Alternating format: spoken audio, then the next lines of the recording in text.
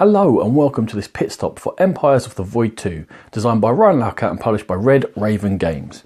In Empires of the Void 2, 2 to 5 players are each going to take control of a different civilization, forced to flee from their corner of the galaxy to this corner of the galaxy, interacting with the aliens already inhabiting there and with each other in order to establish a foothold and score the most points. On a turn, a player is handed the command token. When they have the command token, they need to move the action token to any of the 5 spaces it cannot stay still. Once the token's moved and the players finished doing their turn, the other players in turn order around the table get to choose whether to follow along, to refresh some of the stuff on their own civilization board, or to spend 2 command points to take any other action. In terms of the 5 actions themselves, players can choose to move and attack in any order. When you move, you go along the space lanes between the different regions on the board. You've got uninhabited planets, inhabited planets. You've got hazards where you must roll a die when you spend a command point to get past it, roll over the target and you'll finalise, you bounce back and must score to go past it again, or even a trade station. When you move, it must be one of your starships, like your Star Sloop, or this is your world ship. Your troops themselves cannot move by themselves. When you move into an uninhabited region, the first thing you do is claim the resource. There are 3 different types of resource in the game. We're going to use them later, and it just goes on your civilization board. Also, each of these uninhabited planets has got a special unique feature which is randomized at the beginning of the game. For example, they might be worth extra points for whoever controls them, or they might give you extra command points to use on your turns, or maybe even a wormhole. And there are wormholes already on the board and they appear, and you can move directly from those, although this one isn't very handy there. When you do move into an uninhabited region, you immediately take control of it, and that's going to score you points during the 2 scoring phases of the game. Any other player comes along, you don't have to keep units there to keep control of it, but if you're not defending it, they'll be able to walk in and take control for you. Moving into an inhabited region is slightly different. There are 2 areas here. You can move into orbit, and that does not cause any conflict. Even if another player is there, you can choose whether to attack them or not, and they will also get their choice on their turn. If it's unexplored, you get to claim the resource again, and you can coexist there happily with the inhabitants down on the planet. If you choose to move to the surface, however, you're going to trigger a combat with whoever's there. If no other player is in there already, then you're just going to fight against the aliens, and all battles work the same way, whether they're player to player or player versus the aliens in the game. In this case, you check how many dice they roll for defense, and you choose up to 3 units present there for you, and you roll dice equal to their dice value. In this case, we've got 3. Each side then chooses their best roll, and that's the base for their attack power for this combat. We'll then check how much power each side adds with the units they've added in, and both of us is 1 each.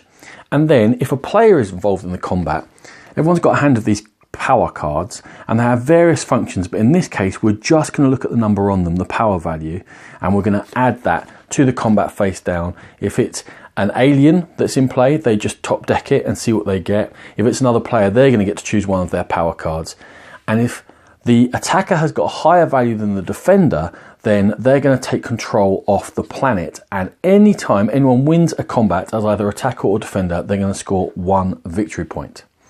If you do take control of a planet, you again get to put one of your power cubes in play, and again that's going to score you points. And the other benefit you get from that is that it gives you somewhere to build your buildings when we come to the build phase. Exactly the same thing when you're battling against each other, it's just that they get to choose a card and they get to choose which units to get involved in there. Now, as well as placing power tokens onto the board, you're also going to want to place influence tokens onto the board, because these aliens can be interacted with in 2 different ways. You can conquer them, or you can be diplomatic with them. Now, this action is card action or diplomacy. Now, diplomacy is a possibility. You can play any number of cards out of your hand, look at the value that you've given down there, and attempt to roll a die that's equal to or less than that value. In this case, yes, I've been successful in my diplomacy, and that's a general action, and I can put one of my influence tokens anywhere on the board. And that helps me become ally there. If I have more influence tokens than anyone else, I become their ally. The more usual way of doing this is this card action. Now, in that hand of power cards, there are 3 different types of cards you can have. The action cards themselves cost this action to play, and it's going to give you something that you need to do. In this case, I need to be present on the planet mentioned on the card, in this case Tanlock, here we go, and I need to spend 1 of my command points again, and then I get to place 1 influence on Tanlock. Now that's a very basic one. There are various card actions in the game, and a lot of them help you to get your influence into play. There are two other types of cards which you can play if you meet their triggers at any point. It doesn't have to be a card action. There's a delivery. In this case, if I'm present on Tanlock, I get to pick up a cargo token. And if at any point I get to take that all the way across to Arzos over here using one of my starships, I can discard it. Again, it's going to get me influence, it's going to score me points, and it's going to get me a random good. And the third type is similar to delivery. In this case, it's a mission, and that's going to tell you something you have to do to trigger it, and it's going to give you a benefit. Now, in this case, if I were to be over here in Silast, and then I were to build a building on my world ship, so that would have to be over there, I would again get influence on Silast. Now, I'm talking about influence. Why do I want to be the most influential? Why do I want these as my allies? Well, for starters, again, it's points to whoever is allied with them.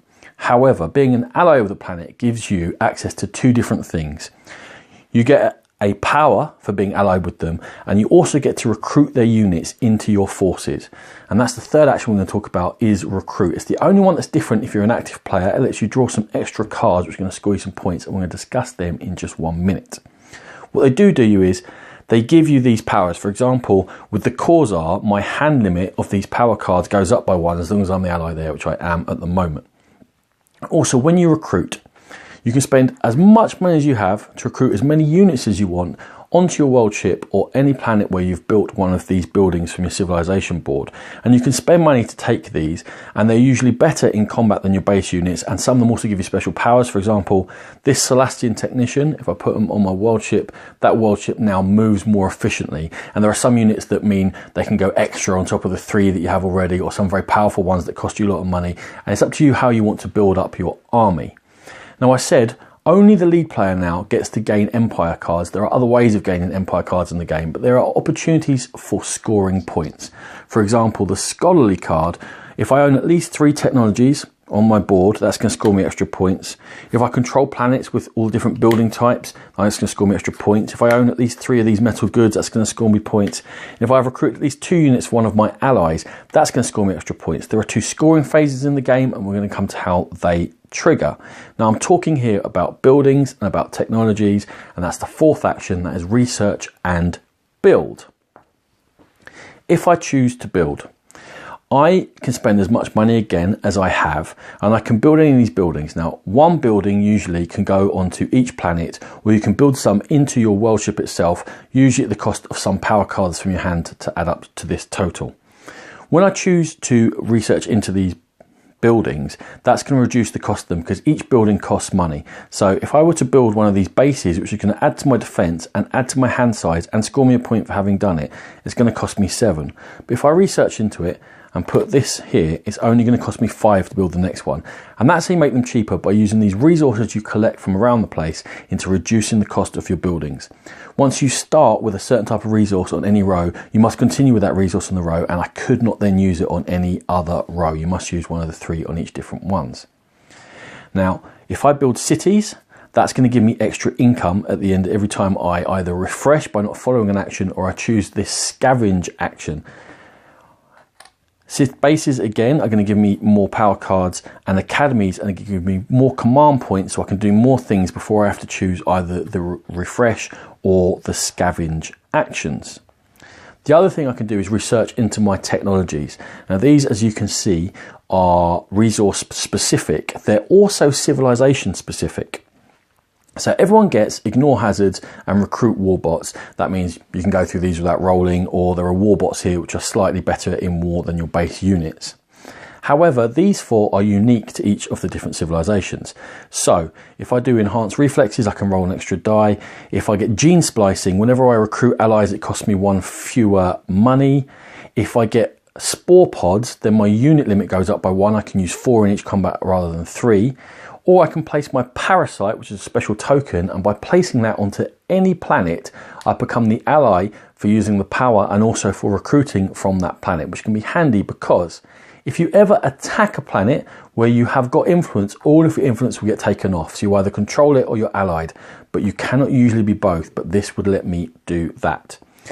Now, I'm the Parasites of Sreech, which is why I get these particular powers, but the other 5 civilizations within the game are the Oracles, who can warp around the place and can score lots of Empire cards. You've got the Legions, who are particularly good in combat. You got the Academy, who get bonuses for having their text boosted up, or the Nomads of Earth, who are particularly good at those delivery missions. And each of them has got their own way of building up their technologies. And as well as that, each of the planets has got a sort of a theme to the missions you can do there, how their units act. For example, in Tanlock, they're like mind control. Corsairs are cyborgs that can help you in combat. That's why they add your hand limit and more power cards. The Silas are engineers. They always help you with building, which is why you can build more buildings. And there's a bit of theme going through to each of the places you go to. The fifth action we've gone over is to scavenge or refresh, which you can do again by not following. That's going to let you take your income in money. It's going to let you reset your command points back as you can go through them again. And it's also going to draw you more power cards. Now, the power cards, as well as all the things we've talked about, have got two other functions in there.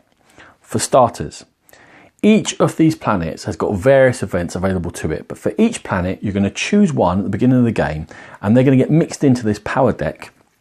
And when they get drawn, they're going to change what's going on. For example, for Tanlock, we could have it become a dimension web. And when you're here for one movement, you can move anywhere else on the board. Or it could become a fringe planetary network, and every time you take control of it, it gets you an extra VP, and you can also draw power cards. Down at Silas, which we said was like a building and engineers planet, every player with influence on Silas gets a credit discount whenever they're building because they've got a construction company, or maybe there's unemployed builders, and that's going to let you to put buildings on your world ship when you're down at Silas. And these events will help to shape how each individual game goes. There are rampaging monsters, there are power networks, there are these warp gates, there's all different things that can happen. And once you've got past the basic game, you won't know exactly which events are going to come out for each planet. As well as that, this power deck is the timer in the game. Just over halfway down, there's going to be this scoring card, which will trigger the first scoring for everyone once we finish the particular round and get back to the first player, unless they have chosen to play their colonization card. Now, the colonization card allows you, in the first half, if you feel you're particularly peaking and the other players might be about to come in and start attacking you, you can play it and say, right, I'm doing my first scoring now, or you can wait for the scorecard to come up. Also, when the deck finishes, we're going to finish the round. Everyone's going to get one more action, and then we're going to do final scoring. But those two scorings happen in exactly the same way. And the 5 things you're going to score for are your building tracks. Each of the first 2 buildings of a type you build is worth a point, and the third and fourth are worth 2 points each, but the price goes up all the time. Each of your technologies is going to be worth points to you. Where you have your influence, whoever's got the most influence is going to score points. Where you've got your control cubes on inhabited or uninhabited planets, they're going to score you points. And the last thing are these empire cards we were discussing, which will score you points for various things you can do during a game of Empires of the Void 2. This has been a Game Pit Stop. For more videos like this, please check out our channel on YouTube. And for more in-depth coverage of gaming, including a review of this coming very soon, please check out the Game Pit podcast. Thank you very much.